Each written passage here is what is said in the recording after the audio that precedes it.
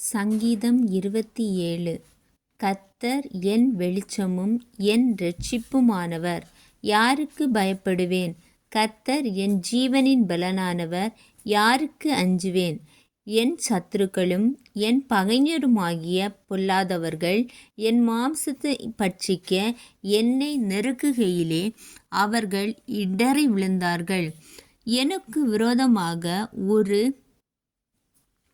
பாளையம் இறங்கினாலும் என் இருதயம் பயப்படாது.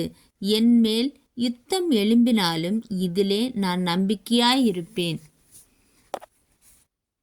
கர்த்தரிடத்தில் ஒன்றை நான் கேட்டேன், அதையே நாடுவேன்.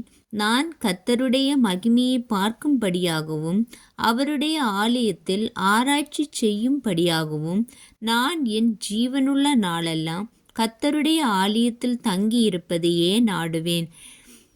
தீங்கு நாளில் அவர் என்னை தம்முடைய கூடாரத்தில் மறைத்து என்னை தமது கூடார மறைவிலே ஒளித்து வைத்து என்னை கன்மலையின் மேல் உயர்த்துவார்.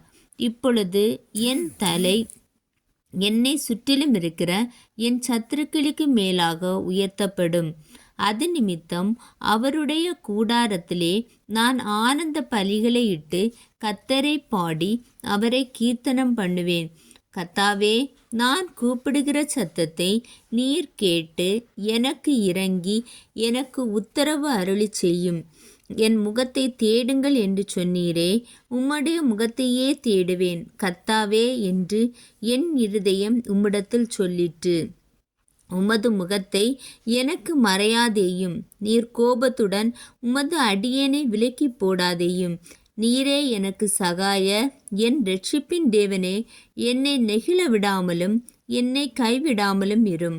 என் தகப்பனும் என் தாயும் என்னை கைவிட்டாலும் கர்த்தர் என்னை சேர்த்து கொள்வார். கர்த்தாவே, உம்மது வழியை எனக்கு போதித்து என் எதிரிகளின் நிமித்தம் செவ்வியான பாதையில் என்னை நடத்தும். என் சத்துருக்களின் இஷ்டத்துக்கு என்னை ஒப்புக்கொடாதேயும். பொய் சாட்சிகளும் ஆக்கிரமித்து சீறுகிறவர்களும் எனக்கு விரோதமாய் எழும்பியிருக்கிறார்கள். நானோ ஜீவனுள்ள தேசத்திலே கர்த்தருடைய நன்மையை